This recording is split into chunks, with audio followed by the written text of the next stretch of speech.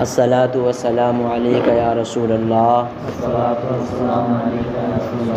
الصلاۃ والسلام علیک یا حبیب اللہ، الصلاۃ والسلام علیک یا نبی اللہ، الصلاۃ والسلام علیک یا نور من نور اللہ، صلی اللہ تعالی علیہ وسلم۔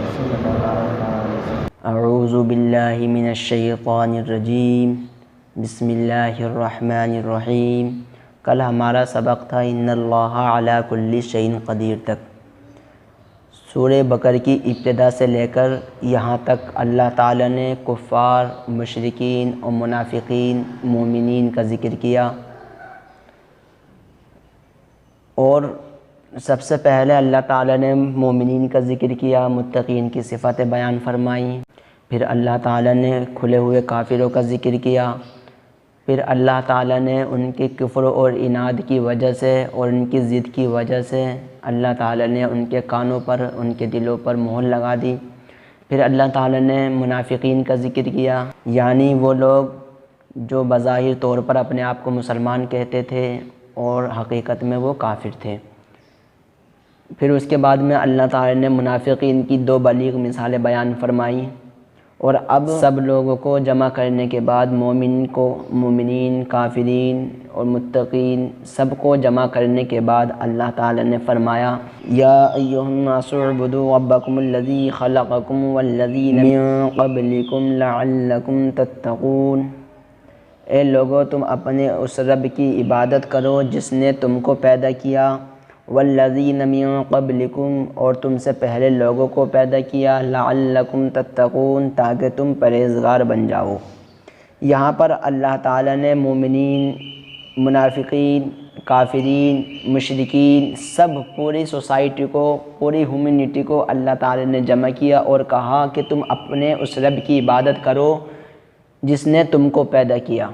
مومنین کا عبادت کرنے کا معنی یہ ہے کہ وہ اللہ تعالیٰ کی خوب عبادت کریں یا اپنی عبادت پر ثابت قدم رہیں، اور منافقین کو اس لیے حکم دیا گیا تاکہ وہ اپنے نفاق سے توبہ کر کے، اپنے نفاق کو ترک کر کے اللہ تعالیٰ کی عبادت کریں،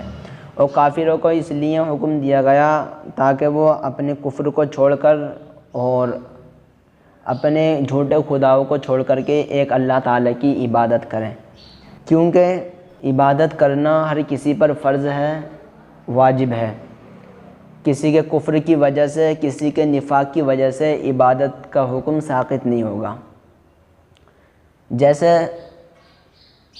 بے وضو ہونا نماز کی فرضیت کو ختم نہیں کر سکتا، اسی طرح کافر کا کفر، منافق کا نفاق وجوب عبادت کو ختم نہیں کر سکتا، وجوب عبادت کو ختم نہیں کر سکتا۔ جیسے جب نماز کا وقت ہوتا ہے، بے وضو انسان ہوتا ہے، تو اس کا بے وضو ہونا نماز کی فرضیت اس سے اٹھے گی نہیں، نماز کی جو فرضیت ہے فرضیت رہے گی، بلکہ نماز پڑھنے کے لیے اسے وضو کرنا پڑے گا،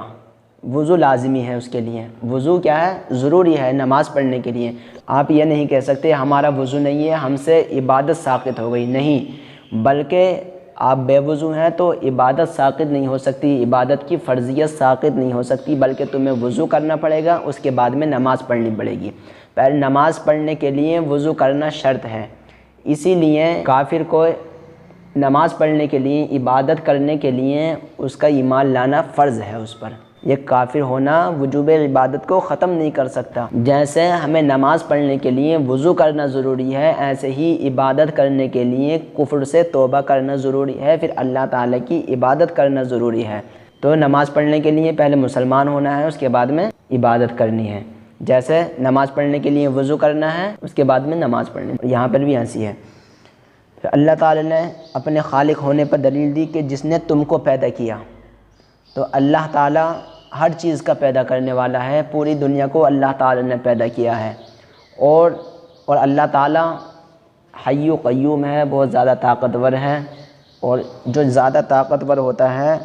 وہی عبادت کا مستحق ہوتا ہے، اس کے علاوہ اور کوئی مستحق عبادت نہیں ہو سکتا۔ اور دنیا سے سب سے زیادہ طاقتور جو ہے اللہ رب العزت ہے، حی و قیوم صرف اللہ ہی ہے، اللہ کے علاوہ اور کوئی نہیں ہے، اور ہم عبادت اللہ ہی کی کریں گے۔ اور اللہ تعالیٰ نے اپنے خالق ہونے کی دلیلیں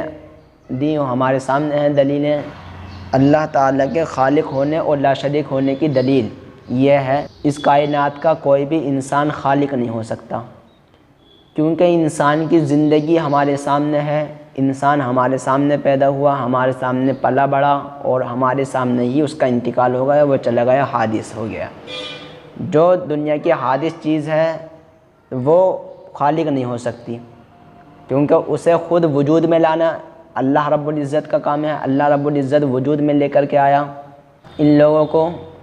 انسان پیدا ہوئے اور ہمارے سامنے ان کی زندگی رد و بدل ہو رہی ہے، کبھی بچپن میں ہوتا ہے، کبھی جوانی کے عالم میں ہوتا ہے، کبھی بڑھاپے کے عالم میں ہوتا ہے، اس طرح ہمارے سامنے اس کی زندگی متغیر ہے، لہٰذا انسان خالق نہیں ہو سکتا۔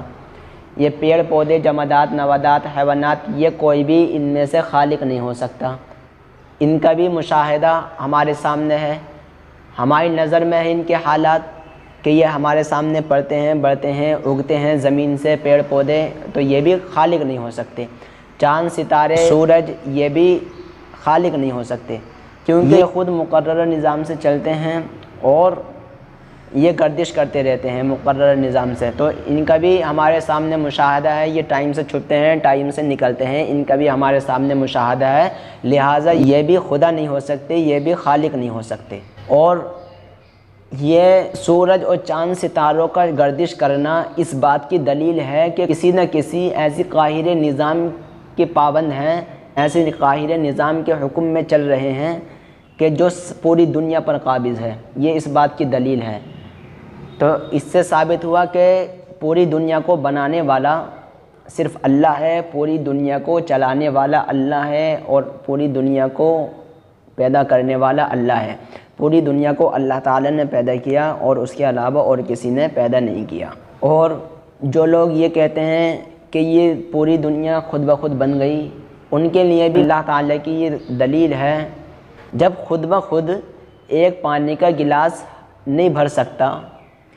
تو یہ خود بخود یہ زمین کے اندر جس میں چشمے ہیں، جتنے ندیاں ہیں، جتنے سمندر ہیں، تو یہ پوری دنیا میں خود بخود کیسے ہو گئے؟ جب ایک گلاس نہیں بھر سکتا تو یہ خود بخود کیسے ہو سکتے ہیں؟ اتنے بڑے بڑے دریا، اتنے بڑے بڑے سمندر، اتنے بڑے بڑی نہریں کیسے ہو سکتی ہے؟ نہیں ہو سکتی، بلکہ اس کا بھی پیدا کرنے والا اللہ ہی ہے۔ خود بخود ایک مٹی کے تیل کا چراغ نہیں جل سکتا، اور یہ آسمان کے ستارے، سورج، چاند، یہ کیسے چمک رہے ہیں، کیسے روشن ہو رہے ہیں؟ خود بخود کیسے روشن ہو جائیں گے؟ ایک چراغ خود بخود نہیں جل سکتا، تو یہ کیسے ہو جائیں گے؟ تو اس سے ثابت ہوتا ہے کہ اس کا چلانے والا،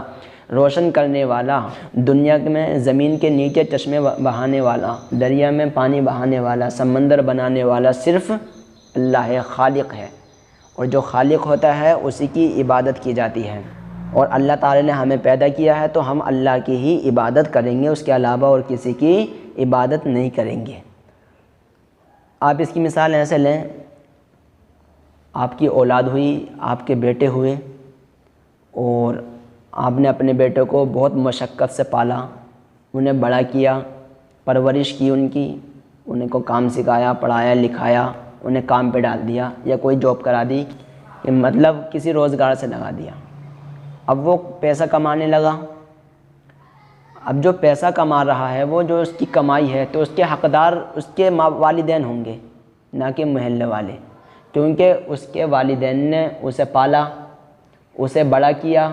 اور اسے اس کی پرورش کی، اس کی دیکھ بھال کی، اور اس کے کھانے پینے کا انتظام کیا، اس کے ماں باپ نے اسے بڑا کیا۔ تو اس کے محلے والے اس کی کمائی کے حقدار نہیں ہوں گے، بلکہ اس کے والدین ہی اس کی کمائی کے حقدار ہوں گے، اور نہ وہ اپنی کمائی کسی کو دے سکتا ہے اگر عقل مند ہوا تو، نہ وہ اپنی کمائی اپنے والدین کے علاوہ اور کسی کو دے سکتا ہے، نہیں دے گا اگر کوئی عقل مند ہوا، کوئی بیوقوف ہوا تو اس کا میں کہہ نہیں سکتا۔ خیر، کمانے کے قابل ہو جاتا ہے انسان تو اس کی کمائی کے حقدار صرف اس کے والدین ہوتے ہیں، وہ اپنے والدین کو کما کر دیتا ہے۔ بالکل یہی مثال اپنے ذہن میں رکھیں، اللہ تعالیٰ نے ہم کو پالا، دنیا میں ہمارا انتظام کیا اللہ تعالیٰ نے رزق کا، اور ہمیں ہماری پرورش ہو رہی ہے، اور اللہ تعالی ہمیں ہر تمام حوادثات سے بچاتا ہے اور ہماری پرورش کرتا ہے۔ تو جب ہماری پرورش رب تعالیٰ کر رہا ہے اور ہمارا رزق اللہ تعالیٰ نے مقرر کیا ہے، اور اللہ تعالیٰ نے ہمیں پیدا کیا ہے، اور اللہ تعالیٰ نے ہمیں چلنے کی صلاحیت دی، بولنے کی صلاحیت دی اور سننے کی صلاحیت دی اللہ تعالیٰ نے، تو ہم کیوں نہ اللہ تعالیٰ کی عبادت کریں؟ ہماری عبادت کا مستحق صرف اللہ تعالیٰ ہی ہے، اور کسی کی ہم عبادت نہیں کر سکتے اور نہیں کریں گے، کسی کی عبادت نہیں کریں گے، صرف اللہ کی عبادت کریں گے، کیونکہ اللہ تعالیٰ ہمارا خالق ہے، مالک ہے، اور جو خالق اور مالک ہوتا ہے اسی کی عبادت کی جاتی ہے۔ وہ جو ہماری عبادت کا مستحق ہے وہ صرف اللہ ہے۔ جیسے جوان بچے کی کمائی کا حقدار والدین ہیں، اسی طریقے سے جب انسان بلوغت کی منزل میں آ جاتا ہے تو اس وقت اس پر شریعت لاگو ہو جاتی ہے، عبادت کرنا اس پر لازمی ہو جاتا ہے، عبادت کرنا اس پر فرض ہو جاتا ہے، اور جب اس پہ یہ احکامات جاری ہو جاتے ہیں تو اللہ تعالیٰ کے لیے ہی اس کو عبادت کرنی چاہیے، اللہ تعالیٰ کے علاوہ اور کسی کی عبادت نہیں کرنی چاہیے، بلکہ صرف اس کا پیدا کرنے والا صرف اللہ تعالیٰ ہی ہے۔ اللہ تعالیٰ نے زمین و آسمان کو پیدا کیا ہے اور ہر چیز کا خالق و مالک اللہ ہی ہے۔ لیکن دوبارہ ترجمہ لگاتا ہوں اس کا۔ یا ایھا الناس اعبدوا ربکم الذی خلقکم والذین من قبلکم لعلکم تتقون، اے لوگو تم اپنے اس رب کی عبادت کرو جس نے تم کو پیدا کیا، والذین من قبلکم لعلکم تتقون، اور تم سے پہلے لوگوں کو پیدا کیا، لعلکم تتقون، تاکہ تم پرہیزگار بن جاؤ۔ جب ہم عبادت کریں گے اللہ تعالیٰ کی تو ہمیں فائدہ ہوگا اس کا، ہم پرہیزگار بنیں گے۔